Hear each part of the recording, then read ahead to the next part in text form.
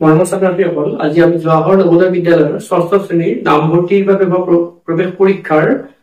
2025 চনত অহা গণিতৰ দুটামান প্ৰশ্নটো চাওঁ আহা তোমালোকে যদি আমাৰ চেনেল প্ৰিজম ক্লাছেছ পাঠশালা সাবস্ক্ৰাইব কৰা নাই সাবস্ক্ৰাইব কৰিব পাৰা ভাল লাগিলে ভিডিঅটো শ্বেয়াৰ কৰিব পাৰা আৰু তোমালোকৰ মতামত কমেন্টৰ সহায়ত জনাব পাৰা ফাৰ্ষ্ট এটা কোৱেশ্চন যদি 9432 হৰণ 1.25 সমান কিমান আছে 7545.6 হয় তেন্তে 9.432 হৰণ 12.5 সমান কিমান একেটা অপচন দিয়া আছে একেটাৰ পৰা উলিয়াব লাগে গতিকে আমি এই হৰণটো আমি কেনেকৈ চাব পাৰো আমি যদি এটা আমি একদম ছুটি এটা নিয়ম তোমালোকে চাব পাৰা এটো কি হ'ব যেহেতু দশমিকৰ পিছৰখিনি বাদে দিছো যেহেতু 9 12 ৰে হৰণ কৰা হৈছে গতিকে সংখ্যাটো কি হ'ব মানে এটা সৰু সংখ্যা ডাঙৰ সংখ্যাৰ হৰণ কৰিলে সংখ্যাটো সদায় শূন্যতকে সৰু হ'ব যে আমাক কি কৰা হৈছে 9 12 ৰে হৰণ কৰা হৈছে গতিকে এটো শূন্যতকে সৰু নহয় একতকে সৰু হ'ব গতিকে একতকে সৰু হলে ইয়াতে একতকে এটো একতকে ডাঙৰ এটো একতকে সৰু আছে এটো একতকে ডাঙৰ এটো একতকে ডাঙৰ আছে গতিকে ইয়াতে অপচনটো এটো দিয়া আছে সপোজ গতিকে একতকে আটাইতকৈ সৰু এটো বি গতিকে এই মতে অপচনটো বি হ'ব লাগে আমি এটা এনেকে সিধা চাব পৰা এটা নিয়ম এনেকুৱা তৎক্ষণাত আমি ধৰিব পাৰিম এই অপচনটো হ'ব লাগে কাৰণ এইটো হৰণ কৰিলে 9 বাকিখিনি বাদে দিলো 9 12 ৰে হৰণ কৰিলে একতকে সৰু হ'ব একতকে সৰু সংখ্যা এইটোই আছে আৰু যদি আমি আৰু বেলেগকে চাও এটা পদ্ধতি 9.432 কিহেৰে 12.5 ৰে হৰণ কৰিব লাগে আমি এইটো লৈকে লৈ যাব লাগে হেতু লৈকে কেনেকৈ লৈ যাম গতিকে এইটো যদি 9432 কৰিব লাগে গতিকে এইটোক কিহেৰে 1000 ৰে পূৰণ কৰিব লাগিব এইটো যদি 1000 ৰে পূৰণ কৰো এইটো আমি 1000 ৰে পূৰণ কৰিব লাগিব পূৰণ কৰিলে কৰাৰ পিছত এইটো কিমান হ'ব এইটো 9432 এইটো কিন্তু আমি দশমিকটো কি কৰিম তাত দশমিকটো ইফালে লৈ যাও তেনেকৈ ৰাখি এটো লিখিম 1. এটো কি আছে 1.25 দশমিকটো একবাৰ ইফালে লৈ আছো গতিকে এটো আমি কি কৰিম দহেৰে পূৰণ কৰি 1000 এটো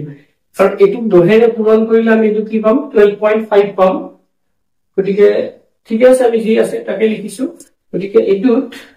একে নিশ্চয় বুজি পাইছা এটো 1000 ৰে পূৰণ কৰি এটো পাইছো কিন্তু আমি এটো পূৰণ কৰিলে এটো আমি ৰাখা নাই এটো 1000 টো তেনেকৈ ৰাখিছো মাত্ৰ 1.25 ক 10 ৰে পূৰণ কৰিলে 12.5 আমি একো কম লিখা নাই একো বেছি লিখা নাই গতিকে এটো হ'ব আমাৰ 9432 বাই আমাৰ এটো কি হ'ব 1.25 ইনটু এটো 4টা বিন্দু কৰবি গতিকে এইটোৰ সমানটো কিমান এইটোৰ মানটো 754.5.6 এইটোৰ মানটো আৰু হৰণ একৰ পিছত 4টা বিন্দু গতিকে এইটো কি হ'ব 0.4 গৰ একবাৰ এইটো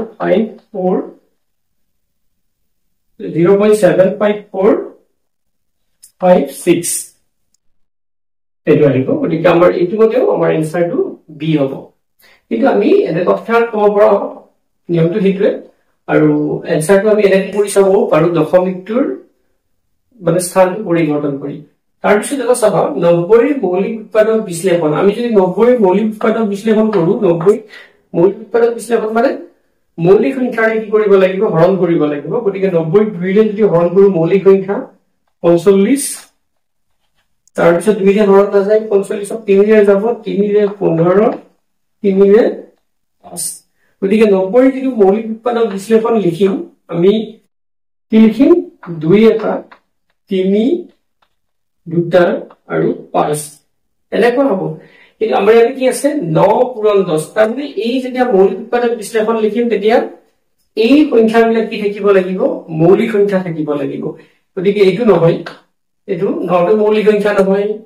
10 টো মৌলিক সংখ্যা নহয় যেতিয়া উৎপাদক বিশ্লেষণ বুলি কওঁ আমি উৎপাদক বিশ্লেষণ বুলি ক'লে পূৰণ ফল হিচাপত দেখুৱাব লাগে গতিকে